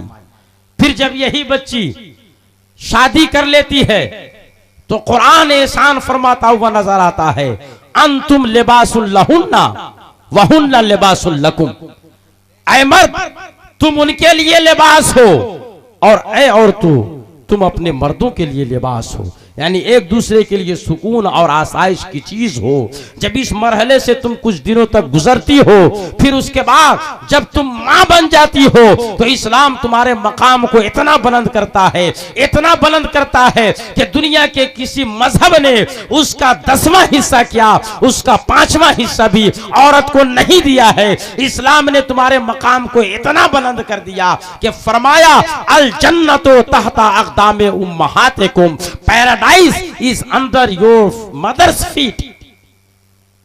जन्नत तुम्हारी मां के कदमों के नीचे है, जन्नत तुम्हारे मां के कदमों के नीचे है। ये फरमा करके इस्लाम ने तुम्हारे मकाम को बुलंद कर दिया। मगर आज तुम्हारा क्या हाल है? तुम कितनी वक्त की नमाज पढ़ती हो, किस तरीके से रोजा का एहतमाम करती हो, किस तरीके से ज़कात अदा करती हो, ये तुम्हारी निगाह के सामने है। आज जब माँ और बहनों से कहा जाता है कि नमाज की पाबंदी करो, तो फौरन जवाब दे देती हैं, हजरत क्या करें, मौलाना साहब क्या करें, इमाम साहब क्या करें, हाफिज साहब क्या करें। बच्चे छोटे छोटे हैं, इसलिए वो कपड़े हमारे पाक नहीं रह पाते हैं, हमारे कपड़े सुथरे नहीं रहते हैं, इसलिए नमाज नहीं पढ़ पाती हो। जिनके पास बच्चे नहीं है फौरन जवाब देती है, मौलाना साहब क्या बताएं, घर के अंदर इतना काम है कि फुर्सत ही नहीं मिल पाती है कि हम नमाज पढ़ें। इस तरीके से वो बहानाबाजी करके अपने आप को सुरखरू कराने की कोशिश करती है, अपने दामन को बचाती है और वक्ती तौर पर अपने मन को मुतमईन कर लेती है। मगर मेरी माँ और बहनों सुनो, आप इस किस्म के झूठे हीले और बहाने से हाफिज साहब को तो मुतमईन कर सकती हो, आलिम साहब के सामने तो बच सकती हो, मुफ्ती साहब से तो तुम अपना दामन बचा सकती हो, मगर सुनो, वो परवरदिगार आलम जिसने तुम्हें पैदा किया है, उस परवरदिगार आलम से नहीं बच सकते। वो तुम्हारी गिरफ्त फरमाएगा और ऐसी गिरफ्त फरमाएगा कि फिर तुम्हें कोई बचा नहीं सकेगा। तुम इस्लाम की मानने वाली हो, आओ इस्लाम के इतिहास को उलट करके देखो, पता चलेगा कि इस्लाम के अंदर कैसी कैसी खवातीन गुजरी हैं। खातूने जन्नत हजरत फातिमातुज़ ज़हरा रज़ियल्लाहु ताला अन्हा की हयात तैयबा तुम्हारी निगाहों के सामने रहनी चाहिए। खातूने जन्नत कौनैन के सरदार की बेटी हैं, मगर अपने घर के अंदर अपने हाथों से चक्की पीस रही है, अपने पुश्ते नाज़नीन पे मशकीज़े में पानी भर करके ला रही है, अपने घर के सारे काम कर रही हैं, अपने शौहर की इताअत कर रही हैं, अपने बच्चों हसनैन करीमैन की तरबियत कर रही हैं और फिर उसके बाद अपने मौला की इबादत कर रही है। तमाम जिम्मेदारियों को बहुसने खूबी अंजाम दे रही हैं। मगर ए मेरी माँ और बहनों, आज तुम्हारा क्या हाल है? रब तबारक व तआला ने फजल किया है तुम्हारे ऊपर, आज आसानी ही आसानी है, सहूलत ही सहूलत है। आज तुम्हारे घरों में मसाला पीसने के लिए मिक्सर मशीन मौजूद है, तुम्हारे घरों में कपड़ा साफ करने के लिए वॉशिंग मशीन मौजूद है। आज तुम्हारे घरों के अंदर आटा मशीन से पीसा हुआ आता है। आज तुम्हारे घरों में आटे के कट्टे आते हैं। न तुम्हें मसाला पीसने की जरूरत पड़ती है, न कपड़े धुलने की जरूरत पड़ती है, न तुम्हें आटा पीसने की जरूरत नहीं पड़ती है और न दूसरे बहुत सारे काम करने की जरूरत पड़ती है। भला तुम किस तरीके से अपने रब को अपना मुंह दिखाओगी? इसलिए मेरी माँ और बहनों, जरा मुताला करो अपनी उन पाकीज़ा और मुकद्दस खवातीन की सीरत तैयबा का, सुनो उनकी सीरत तैयबा को, जिन्होंने इस इस्लाम का लिबादा जब ओढ़ा है और इस्लाम की अज़मत का पट्टा जब अपने गले में डाला है, तो उन्होंने अपनी खुदा अपने रब की बारगाह में ऐसे ऐसे सजदे किए हैं और ऐसी ऐसी तिलावतें उन्होंने की है कि दुनिया आज भी रश्क करती हुई नजर आती है। दुनिया में आज भी उसकी तारीख नहीं पेश की जा सकती। वही खातून जन्नत जो अपने शौहर की इताअत भी कर रही हैं, अपने बच्चों की तरबियत भी कर रही हैं, अपने मौला की बारगाह में इस तरीके से इबादत करती है कि हदीस से मुबारका की किताबों में और सीरत की किताबों में मौजूद है कि हज़रत खातून जन्नत रज़ियल्लाहु ताला अन्हा हसनैन करीमैन को सुला दिया करती थी और रात में ऐशा की नमाज पढ़ करके वो अपने बच्चों को सुलाने के बाद मुसल्ला निकालती थी और मुसल्ले को बिछा करके खड़ी हो जाती थी, नमाज पढ़ना शुरू करती थी। इतनी लंबी नमाज पढ़ती थी, इतनी लंबी नमाज पढ़ती थी कि अभी नमाज मुकम्मल भी नहीं हुई कि मस्जिद नबवी से मुअज्जिन की आजान की सदा उनके कानों में पहुंचा करती थी और उस सदा को सुन करके वो अपने सजदे को मुकम्मल करती। नमाज मुकम्मल करने के बाद अपने मौला की बारगाह में हाथ उठा दिया करती थी, मालिको मौला तू कभी रात इतनी लंबी कर दे कि तेरे नबी की बेटी का सजदा पूरा हो जाए और जी भर के तेरे नबी की बेटी सजदा कर ले। अल्लाह अकबर। आज हमारी माँ और बहनों को नमाज पढ़ने का वक्त नहीं मिलता। हज़रत गौसे पाक की वालिदा मोहतरमा की हैसियत क्या थी और किस तरीके किस दर्जे की वो वलिया कामिला और आबिदा थी, तफसील से रोशनी डालने की जरूरत नहीं। मशहूर वाकया से इशारा देना चाहता हूं कि सरकारे गौसे पाक रज़ियल्लाहु ताला अन्हु जब मकतब में गए पहले दिन और उस्ताद ने कहा कि बेटा पढ़ो बिस्मिल्लाहिर्रहमानिर्रहीम, तो आपने बिस्मिल्लाहिर्रहमानिर्रहीम पढ़ने के बाद सिर्फ सूरा फातिहा ही नहीं, सूरह बकरा ही नहीं, सूरह आले इमरान ही नहीं, सूरह निसा ही नहीं, बल्कि पूरे 17 पारे आपने सुना दिए। जब आप 17 पारा पढ़ने के बाद खामोश हुए तो उस्ताद हैरत और इस्तेजाब के बहरे बेकरा में गोता लगाने के बाद निकलते हैं और सवाल करते हैं कि फर्जंद आज तुम पहली मर्तबा दरसगाह में आए हो, आज तुम्हारी बिस्मिल्लाह खानी हो रही है और तुमने पूरे 17 पारे सुना दिए, आखिर ये 17 पारे तुमने कहां सीखे, ये 17 पारे तुमने कहां पढ़े? तो सरकारे गौसे पाक ने जवाब दिया था, मेरी मां और बहनों अपने दिल की तख्ती पर इस जवाब को नोट कर लो। वो सरकारे गौसे पाक जिनकी तुम फातिहा लगाते हो, बड़े पीर के नाम से जिन्हें याद करते हो, गौसे आजम के नाम से जिनकी दुहाई देते हो, वो गौसे पाक फरमाते हैं उस्ताज़े मोहतरम असल में मामला ये है कि मेरी वालिदा मोहतरमा 17 पारा की हाफिज़ाए कुरान है। जब मैं उनके शिकम में था और जब मैं उनकी गोद में आया तो जब तक वो 17 पारे कलाम पाक नहीं पढ़ लिया करती हैं उस वक्त तक दुनिया के किसी काम में हाथ नहीं लगाती है। ये मेरी वालिदा की तिलावत कुरान का असर है कि जब वो कुरान पढ़ती थी और मैं उनके शिकम में था उसी वक्त मैंने इन 17 पारों को हिफ्ज कर लिया था।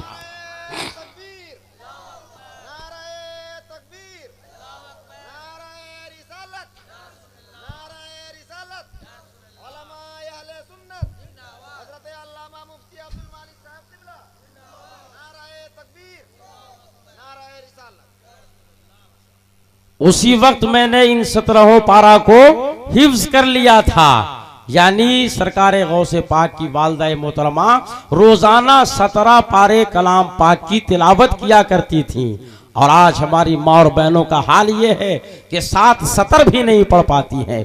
और थोड़ा सा नीचे आप उतर करके देखें तो पता चलेगा कि उन माओ ने अपने बच्चों की तरबियत के लिए और अपनी तरबियत के लिए कैसे अपने वक्त की कुर्बानी दी है, कैसी मेहनत और मशक्कत की है। अल्लाहु अकबर। बहुत ज्यादा दूर नहीं, इसी हिंदुस्तान की सरजमीन पर टीपू सुल्तान जैसी अजीम शख्सियत गुजरी है।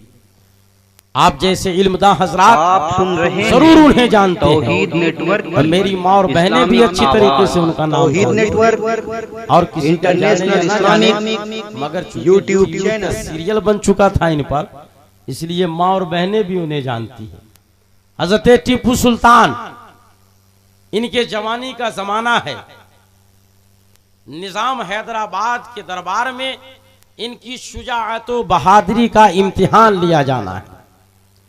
इम्तिहान लेने के लिए मद्दे मुकाबिल जिसको तैयार किया गया वो कोई और नहीं बल्कि एक निहायत ही खूंखार जानवर था जिसे हम और आप शेर के नाम से जानते हैं। टीपू सुल्तान की शुजाअत व बहादुरी का इम्तिहान शेर से मुकाबला करा करके निजाम हैदराबाद के दरबार में लिया जा रहा है। तारीख मुकर्रर कर दी गई है, वक्त मुकर्रर कर दिया गया है। एक शेर को 3 दिन पहले पिंजरे में बंद कर दिया गया। उसे खाने के लिए कुछ नहीं दिया जा रहा है, पीने के लिए कुछ नहीं दिया जा रहा है, सिर्फ इस वजह से कि ये भूखा और प्यासा होगा। जब इसे पिंजरा से टीपू सुल्तान के सामने निकाला जाएगा तो फौरन ये उस पर हमला आवर होगा और उसकी गर्दन मरोड़ करके उसे हमेशा हमेशा के लिए खामोश कर देगा।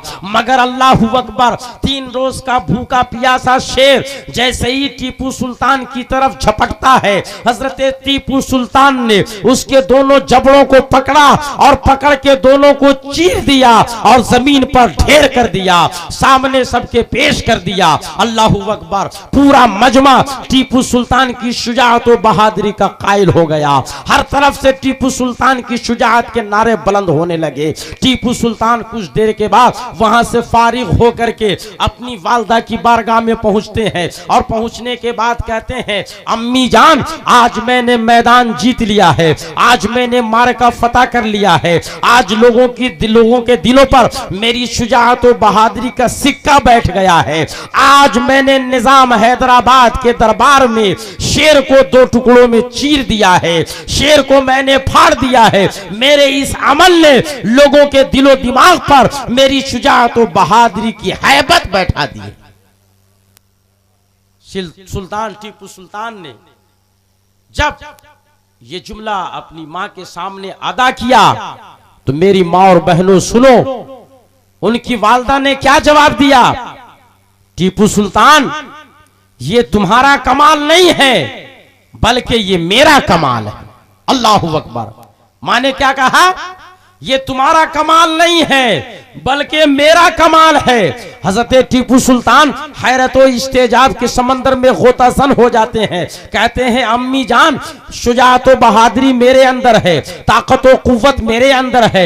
मैदान में मैं उतरा, शेर का जबड़ा मैंने फाड़ा और आकर आप कह रही है कि ये कमाल तुम्हारा नहीं बल्कि मेरा है। भला ये कैसे हो सकता है? सारे कारनामे मैंने अंजाम दिए और कमाल आपका है। मेरी मां और बहनों सुनो, हजरत टीपू सुल्तान की वालदा ने कहा कि ये कमाल मेरा है। बताऊं किस तरीके से? हजरत टीपू सुल्तान ने कहा, यकीनन आप इस राज से पर्दा हटाइए, आखिर आपका कमाल कैसे है? वालदा मोहतरमा ने जवाब दिया, सुनो, असल में मामला ये है कि मैं तुम्हें उस वक्त तक दूध नहीं पिलाया करती थी जब तक कि मैं वजू नहीं बना लेती थी। मैंने तुम्हें हमेशा बावजू दूध पिलाया है। ये मेरे दूध का कमाल है जो आज तुम्हारी सूरत में झलकता नजर आ रहा है। अल्लाहू अकबर। जब हजरत टीपू सुल्तान ने यह सुना कि मेरी वालदा ने मेरे लिए इतनी कुर्बानी दी है, मेरे लिए इतना इशार किया है, इतनी मेहनत और मशक्कत इन्होंने उठाई है, फौरन अपने हाथ को बारगाह रब्बुल में इज्जत में उठा देते हैं और अर्ज करते हैं, मालिको मौला, मेरी मां ने बगैर वजू के कभी मुझे दूध नहीं पिलाया है। मैं तेरी बारगाह में दुआ करता हूं कि तू मेरी वालदा को इनकी कब्र के अंदर शहद पिलाना। अल्लाहू अकबर। क्या फरमाया? मेरी वालदा को इनकी कब्र के अंदर शहद पिलाना।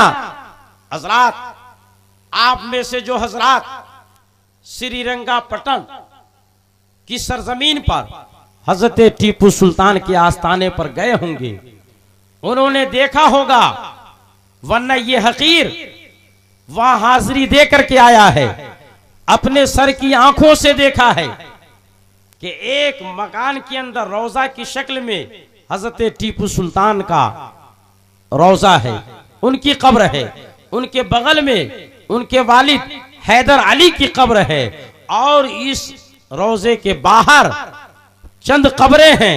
उन कब्रों में एक कब्र उनकी वालदा की है, किसी जमाने में वो कच्ची रही होगी, मगर आज आप वहां जाएंगे तो देखेंगे कि पूरा इलाका संगमरमर से मुरस्सा हो चुका है, ग्रेनाइट लग चुकी है सब कब्रों के ऊपर, और इस शान से कब्र बनाई गई है कि देखने वालों पर हैबत तारी हो जाती है। हजरत टीपू सुल्तान की वालदा की कब्र को भी मुरस्सा कर दिया गया, ऊपर से ग्रेनाइट उस पर लगा दिया गया, मगर आज भी देखने वाले देख रहे हैं कि शहद की मक्खियों ने उसमें सुराख कर दिया है, और आज भी शहद की मक्खियां कब्र के अंदर जाती है और वहां से बाहर निकलती है, यानी फूलों का रंग चूस फूलों का रस चूस करके आती है और कब्र के अंदर दाखिल होती है, शहद बना करके वहां से बाहर निकलती है। और जिन लोगों को शहद के और शहद की मक्खियों के हवाले से तजर्बा है, उन्हें बता देना चाहता हूं कि वो आम मक्खी नहीं है, बल्कि वो छोटी छोटी शहद की मक्खियां हैं जो उनकी कब्र में जा रही हैं और निकल रही हैं। और शहद की दुनिया में छोटी मक्खियों को बड़ी अहमियत हासिल है, उसका शहद बहुत ही लजीज और कीमती हुआ करता है। यानी हजरत टीपू सुल्तान ने रब की बारगाह में जो दुआ की थी, वो दुआ रब की बारगाह में कबूल हुई। परवरदिगार आलम ने उनकी वालदा के लिए शहद की मक्खी का इंतजाम फरमा दिया। अंग्रेजों ने अपने जमाने में शहद की मक्खियों की आमदोरफ्त को रोकने की कोशिश की, बाद में लोगों ने संगमरमर लगा करके शहद की मक्खियों की आमदोरफ्त की कोशिश की, मगर इंसान की सारी तदबीरें हेच है, इंसान की सारी मेहनतें रायगा और बेकार है, इसलिए कि रब को मंजूर है कि टीपू सुल्तान की वालदा की कब्र में शहद की मक्खियां आती और जाती रहे, वहां शहद तैयार होता रहे। मेरी माँ और बहनों, ये है उस जमाने की औरतों का किरदार। आज हमारी माँ और बहनों का हाल ये है कि घर में कोई काम नहीं, न खाना पकाने के लिए बहुत ज्यादा मेहनत की जरूरत है, न मसाला पीसने की जरूरत है, न चक्की चलाने की जरूरत है, न बाहर से पानी लाने की जरूरत है, सारा का सारा काम घर के अंदर है। अगर आज हमारी माँ और बहनों के पास काम है तो वो काम ये है कि टीवी की स्क्रीन पर अपनी नजरें जमाए रखना है। टीवी खोल देती हैं, सामने सोफा सेट लगा हुआ है, विराजमान हो जाती हैं, सुबह से शाम तक, शाम से रात गए देर तक टीवी के सामने बैठ करके अपनी आकिबत खराब करती हैं और एनर्जी बर्बाद करती हैं। आज हाल ये हो गया है, शहर तो शहर, देहात के अंदर भी, कि माँ और बाप टीवी चालू किए हैं और ये सोच रहे हैं कि बेटे बेटियां कब सो जाएं कि हम रात में कोई दूसरी फिल्म देखें, और बेटे और बेटियां किनारे में ये इंतजार कर रहे हैं कि माँ और बाप कब सोएं कि हम अपने तौर पर टीवी चालू करके और उसके मखसूस प्रोग्राम देखें। आज इस तरीके से हमारी माँ और बहनों के टाइम पास हो रहे हैं, इनकी रातें गुजर रही हैं। ऐ मेरी माँ और बहनों सुनो, अगर आज तुम अपने घर के अंदर आराम चाहती हो, और फिर उसके बाद हाल ये है कि तमाम खवातीन परेशान है, हर कोई मुसीबत में मुब्तला अपने को बताता है, हर घर की ये कहानी है, हर कोई ये कहता है कि आज हमें सुकून नहीं है, आज मेरा बेटा मेरी बात नहीं मानता, मेरी बेटी मेरी बात नहीं मानती, घर के अंदर बहू जो आई है वो भी बात नहीं मानती, उसने भी मेरे बेटे को अपने कब्जे में कर लिया है। ऐ मेरी माँ और बहनों, अगर तुम ये चाहती हो कि घर के अंदर तुम्हारी इज्जत हो, अगर तुम ये चाहती हो कि घर के अंदर तुम्हारी बात मानी जाए, अगर तुम ये चाहती हो कि समाज में तुम्हारा वकार बरकरार रहे, अगर तुम ये चाहती हो कि मुआशरा तुम्हें इज्जत भरी निगाह से देखे, तो उसके लिए तुम्हें सबसे पहले अपने रब की इताअत करनी होगी। अगर अपने रब की इताअत करोगे, घर का हर फर्द तुम्हारी इताअत करेगा, घर का हर फर्द तुम्हारी फर्माबरदारी करेगा, तुम्हारा बेटा भी तुम्हारा हुक्म मानेगा, तुम्हारी बेटी भी तुम्हारा हुक्म मानेगी, तुम्हारी बहू भी तुम्हारा हुक्म मानेगी। मगर आज मामला ये है कि न बेटा शरीयत का पाबंद है, न बाप शरीयत का पाबंद है, न बाप खुदा का हुक्म मानता है, न औलाद उसकी हुक्म मानती है। इसलिए मेरे बुजुर्गों और मेरी माँ और बहनों, अगर आप चाहते हो कि घर का माहौल पुरसुकून बने और हमारे घर के अंदर अमन व अमान की बातें बहारी चले, तो सबसे पहले अपने आप को खुदा की बारगाह में झुका दो। तुम्हारी पेशानी खुदा की बारगाह में झुकेगी, कायनात तुम्हारे सामने झुकती नजर आएगी। आज हमारा हाल ये है, नौजवानों का हाल ये है कि एक सरमायादार अगर उसके करीब में रहता है तो उससे ताल्लुक पैदा करना अपने लिए फख्र समझता है। अगर एक थानेदार है तो उससे दोस्ती गांठना अपने लिए बाईस सआदत समझता है। जिला के इस डीएम कलेक्टर से दोस्ती करना अपने लिए बाईस तरक्की समझता है। और कोई आगे बढ़ जाए तो अपने स्टेट के चीफ मिनिस्टर से ताल्लुक पैदा करना अपने लिए कामरानी की जमानत समझता है। और किसी की किस्मत और बुलंद हो जाए तो मुल्क के प्राइम मिनिस्टर और सदर जमहूरिया से अपना राबता करना अपने लिए बाईस सआदत समझता है।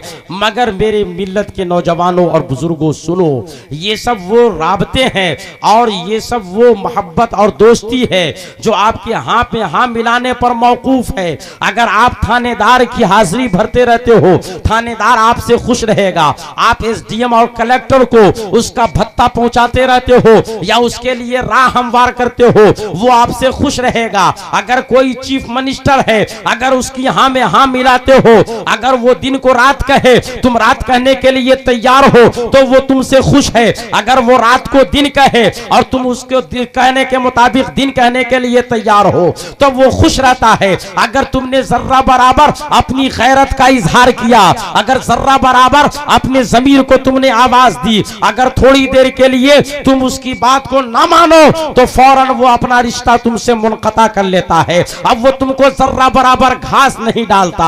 ये दुनियावी रिश्ते हैं, ये दुनियावी ताल्लुकात हैं जो मतलब पर मौकूफ है। अगर तुम उसकी हाँ में हाँ मिलाते हो तुम्हारी पूछ है, अगर तुम हाँ में हम नहीं मिलाते तो तुम्हारी कोई पूछ नहीं है। यह दुनिया के ताल्लुकात का मामला है। मगर तुमने कभी गौर नहीं किया कि हमें ये आरज़ी नहीं बल्कि हमेशगी की मोहब्बत पैदा करनी है। हमें ये दुनियावी कामयाबी नहीं आखिरत की कामयाबी चाहिए।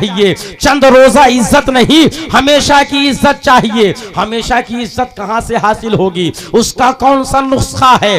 दुनियादारों को खुश करना है, उनके दरबार में हाजिरी देते रहो, उनके लिए अपने पैसे खर्च करते रहो, उनके लिए अपना सरमाया खर्च करते रहो। ये दुनियादार खुश हो जाएंगे। लेकिन अगर अपने परवरदिगार को मनाना चाहते हो, अगर मदीना के सरकार को मनाना चाहते हो तो उसके लिए तुम्हें क्या करना पड़ेगा? ऐ मेरी मिल्लत के जवानों, कभी तुमने इस पे गौर नहीं किया? वो मोहब्बत जो लाजवाल है, वो दौलत जो कीमती है, वो मोहब्बत जो हमेशा रहने वाली है, उसको हासिल करने के लिए और दोनों जहान की कामरानी हासिल करने के लिए न तुम्हें पैसा खर्च करने की जरूरत है, न किसी दुनियादार के बारगाह में हाजिरी देने की जरूरत है, न किसी के दर पे तुम्हें जबी साई करने की जरूरत है, न किसी की चमचागिरी करने की जरूरत है। तुम्हारे पास एक नुस्खा है, बहुत कीमती नुस्खा है, मगर तुमने उसे फरामोश कर दिया है। इकबाल की जबान में वो एक सजदा जिसे तू गिरा समझता है, हजार सजदों से देता है आदमी को निजात। मेरे आका इरशाद फरमाते हैं, जुइलत कुर्रतु ऐनी फिस सलात। आका इरशाद फरमाते हैं, मेरी आंखों की ठंडक नमाज में रखी गई है। ये एक बहुत ही मुख्तसर सा जुमला है। हमारे आका जवामिउल कलीम हैं। आप बात बहुत मुख्तसर फरमाते हैं, लेकिन अगर उसको तफसील में ले जाया जाए तो मानी का बहरे बेकरार उसमें छुपा हुआ होता है। आका ने इरशाद फरमाया, लोगों मेरी आंखों की ठंडक नमाज में रखी गई है। क्या मतलब? अगर तुम बिशनपुर की सरजमीन पर जोहर की नमाज पढ़ते हो, बिशनपुर की सरजमीन पर अगर तुम जोहर की नमाज अदा करते हो तो नमाज अदा करोगे तुम मुजफ्फरपुर के इलाके में और ठंडक पहुंचेगी मदीना की सरजमीन पर। अगर तुम असर की नमाज नमाज पढ़ते हो तो ताल्लुक मुझसे हो जाता है मदीने की सरजमीन पर। ऐ लोगों, अगर तुम मगरिब की नमाज पढ़ते हो बिशनपुर की सरजमीन पर, राब्ता मुझसे हो जाता है मदीने की सरजमीन पर। अगर तुम इशा की नमाज पढ़ते हो, अगर तुम फजर की नमाज पढ़ते हो, खुदा तौफीक दे अगर तहज्जुद की नमाज पढ़ते हो, अल्लाह तौफीक दे अगर नवाफिल की नमाज पढ़ते हो, नमाज पढ़ते हो तुम ईमा की सरजमीन पर, नमाज पढ़ते हो तुम बिशनपुर की सरजमीन पर, नमाज पढ़ते हो तुम हिंदुस्तान के किसी खित्ते में, नमाज पढ़ते हो तुम रुए जमीन के किसी हिस्से में, नमाज तुम उस सरजमीन पर पढ़ते हो और ताल्लुक मेरा मदीने से हो जाता है, यानी मेरा मुझसे तुम्हारा राबता हो जाता है। और मेरे मोहतरम, ये कैसा राबता है? ये वो राबता नहीं जो एक दिन में खत्म हो जाए, ये वो ताल्लुक नहीं जो एक साल में खत्म हो जाए, ये वो दोस्ती नहीं, ये वो मोहब्बत नहीं जो 5 साल में खत्म हो जाए, बल्कि इस मोहब्बत का असर ये है कि मुजद्दिद दीनो मिल्लत, इमाम अहले सुन्नत, कंजुल करामत, रफीउ दरजात इमाम अहमद रजा खान फाजिल बरेलवी अलैहि रहमतो व रिजवान इरशाद फरमाते हैं, लहद में इश्क शहे रुख का दाग लेके चले, लहद में इश्क शहे रुख का दाग लेके चले, अंधेरी रात सुनी थी चिराग लेके चले। यानी ऐ लोगों, ये कब्र जो है बहुत ही तीरा व तारीक कोठरी है। इस तारीक कोठरी में अगर तुम रोशनी चाहते हो तो जर्मनी के बल्ब से नहीं पैदा कर सकते, अमेरिका के बल्ब से नहीं पैदा कर सकते, चीन और जापान की टेक्नोलॉजी से नहीं पैदा कर सकते। कब्र की तंगो तारीक कोठरी में अगर तुम रोशनी पैदा कर सकते हो तो मोहब्बत का चिराग, रसूल की मोहब्बत अपने सीने में बिठा करके जाओ, वो तुम्हारी कब्र की तारीक कोठरी मुनव्वरो मुजल्ला बन जाएगी। रसूल की हकीकी मोहब्बत अपने सीने में लेकर के जाओ। और हकीकी मोहब्बत का मेयार क्या है कि लोगों नमाज के पाबंद बन जाओ, इसी में तुम्हारे दुनिया की कामयाबी है, आखिरत की कामयाबी है। दुआ है कि मौला तबारक व तआला हमें और आपको नमाज का पाबंद बनाए, हमें और आपको अपनी जिम्मेदारी अदा करने वाला बनाए। वाखिरु दावाना अल्हम्दुलिल्लाहि रब्बिल आलमीन।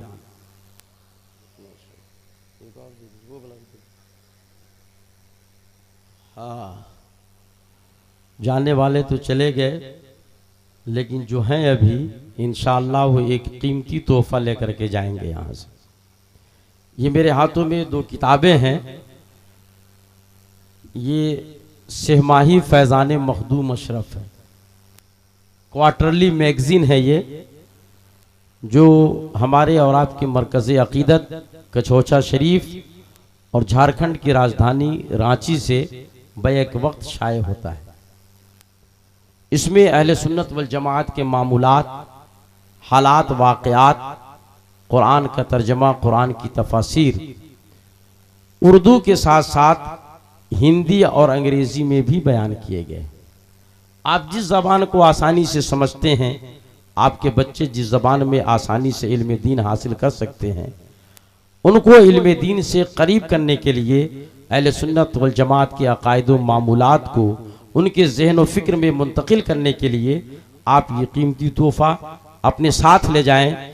ये जो किताब है इसमें बिलखुसूस मखदूम पाक जो कछोचा की सरजमीन पर आराम फरमा है उनके हालात हैं, और ये जो दूसरी किताब मेरे हाथ में है इसमें बिलखुसूस हज़रत गौसे पाक रज़ियल्लाहु ताला अन्हु के हालात हैं, मखदूम पाक के भी हालात हैं, और साथ ही साथ हज़रत सरकार सुरकाही की दीनी और समाजी खिदमात भी इसमें बयान की गई है, जिसे हज़रत अल्लामा मुफ्ती हामिदुल कादरी साहब ने तहरीर किया है।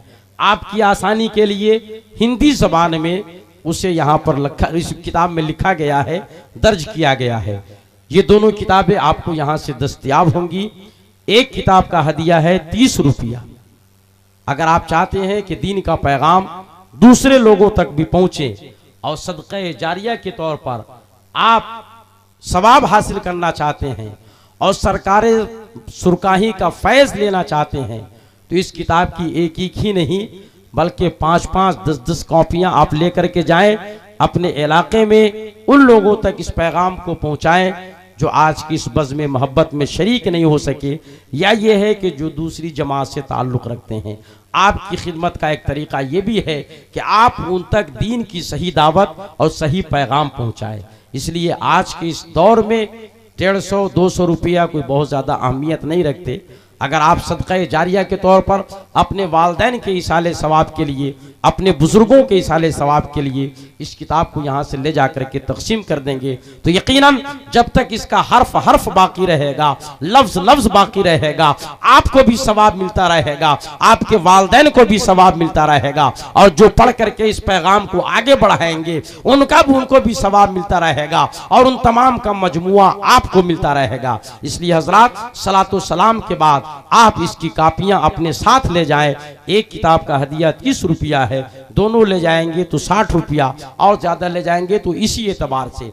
और ये सिंपल की कॉपियां हैं। अगर आप ये चाहें कि ये रिसाला हर 3 महीने के बाद आपके पास बाई पोस्ट पहुंचता रहे तो 100 रुपया आप जमा करके इसका मेंबर बन सकते हैं। इंशाअल्लाह आपके एड्रेस पर ये रिसाला हर 3 महीने के बाद आपको भेज दिया जाता रहेगा। दुआ है कि मौला तबारक व तआला हम तमाम को दीन की सही खिदमत की तौफीक अता फरमाए और दीन के पैगाम को दूसरों तक पहुंचाने की सआदत अता फरमाए। व आखिर दावाना अल्हम्दुलिल्लाहि रब्बिल आलमीन।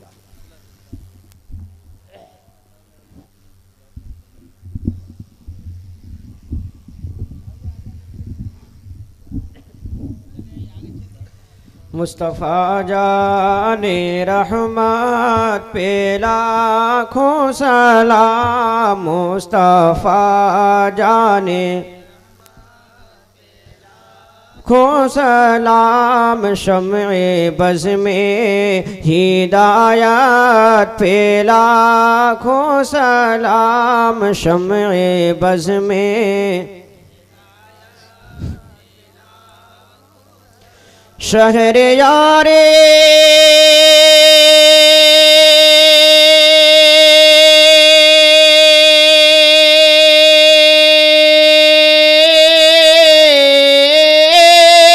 इरमता जिदारे हरम, शहर यारे इरम ताजिदारे हरम, नौबहारे शफात पे लाखों सलाम, मुस्तफ़ा जाने रहमत शम्ए बज़ में हिदायत पेला, काश महशरे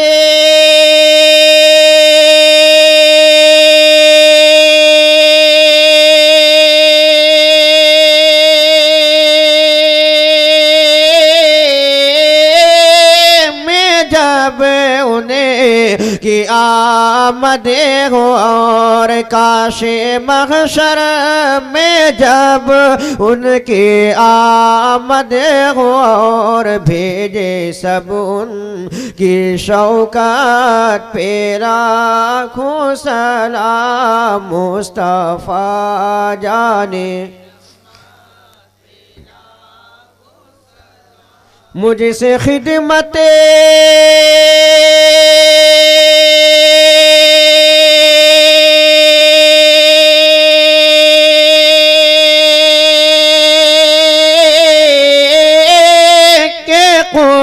से कहे हारजा, मुझसे खिदमत के खुद से कहे हारजा, मुस्तफ़ा जाने रहमत पे लाखों सलाम, शम्ए बज़ में हिदायत पे लाखों सलाम, या नबी सलाम अलैका, या रसूल सलाम अलैका, या हबीब सलाम अलैका, सलवातुल्लाह अलैका। अस्सलातु वस्सलामु अलैका या रसूलल्लाह, अस्सलातु वस्सलामु अलैका या नबी अल्लाह, अस्सलातु वस्सलामु अलैका या हबीब अल्लाह, अस्सलातु वस्सलामु अलैका या खैर खल्क़िल्लाह, अस्सलातु वस्सलामु अलैका या ज़ीनत अर्शिल्लाह, व अला आलिका व सहाबिका व अज़वाजिका व ज़ुर्रिय्यातिका अजमाइन। मालिक मौला सलातो सलाम का नजराना हम गुलामों की तरफ से आक़ाए नामदार मदनी ताजदार दुनो आलम के मालिक मुख्तार के दरबार गोहरबार में हदियतन गुलामाना नजर कबूल फरमा। आलमीन यही सलातो सलाम हम तमाम हाज़िरीन को गुंबद खज़रा के हसीन छाँव में पढ़ने के असबाब पैदा फरमा। मालिक मौला तो मुसब्बिबुल असबाब है, हम तमाम के लिए गैब से सबब पैदा फरमा। आलमीन सलातो सलाम के सदक़ो दुफ़ैल जो परेशान हाल है उनके परेशानी को दूर फरमा। जो मक़रूज़ होने बारे कर्ज से सुखदोशी अता फरमा। आलमीन जो परेशान हाल है उनकी परेशानी को दूर फरमा। जो बीमार उन्हें शिफ़ाए कामिल व आजिल अता फरमा। मालिक मौला जो मक़रूज़ है उन्हें बारे कर्ज से सुखदोशी अता फरमा। आलमीन जो बेरोज़गार हैं उन्हें बरसरे रोज़गार बना। जो बरसरे रोज़गार हैं उनकी कमाई में बरकतें अता फरमा। आलमीन जो बे औलाद है उन्हें साहिब औलाद बना। जो साहिब औलाद है उनकी औलाद को उनके लिए मुतियो फरमा बरदार बना। मालिक मौला जिनके घरों में जवान बच्चियाँ रिश्ते इज़्दवाज के लिए मुंतज़िर हैं, आलमीन उनके लिए गैब से रिश्ते का इंतज़ाम पैदा फरमा। मालिक मौला अपने प्यारा हबीब के सदक़ो दुफ़ैल हम तमाम के उठे हुए हाथों की लाज फरमा। आलमीन तेरे जो महबूब बंदे रात की इस अखीर हिस्से तक तेरा और तेरे महबूब का जिक्र सुनने के लिए मौजूद रहे। आलमीन तू इन्हें अपने ख़ज़ाना गैब से माला माल फरमा। आलमीन तू इनके उठे हुए हाथों की लाज फरमा। आलमीन अपने महबूब की अक़ीदत व मोहब्बत के सदक़ो तुफ़ैल इन तमाम के नेक और जायज़ मकासद में कामयाबी अता फरमा। आलमीन जिन लोगों ने इस बज़्म मोहब्बत के सजाने में दामे दिरमे कदमे सुखने किसी भी तरीके से हिस्सा लिया, आलमीन तू उनके हिस्सों को अपनी बारगाह में कबूल फरमा। आलमीन तू उनके लिए दारैन में तरक्की का सबब बना। आलमीन तू उन तमाम के जानो माल की हिफाजत फरमा। मालिक मौला उन तमाम की इज़्ज़त व आबरू की हिफाजत फरमा। आलमीन इन तमाम के लिए गैब से रोज़ी के असबाब पैदा फरमा। मालिक मौला हम तमाम के लिए गैब से रोज़ी के असबाब पैदा फरमा। हम तमाम को अक्ल हलाल सिद्क़ मक़ाल की तौफ़ीक़ अता फरमा। शयातीन के मकरो फ़रेब से महफूज फरमा। मालिक मौला तुझे फ़ज़ल करते नहीं लगती बार, न हो तुझसे मायूस उम्मीदवार। जब दमे वापसी हो या अल्लाह लब पे हो ला इलाहा इल्लल्लाहु मुहम्मदुर रसूलुल्लाह सल्लल्लाहु तआला अला खैर खल्क़िही व नूर अर्शी व अला आलिही व अस्हाबिही व अज़वाजिही व ज़ुर्रिय्यातिही अजमाइन।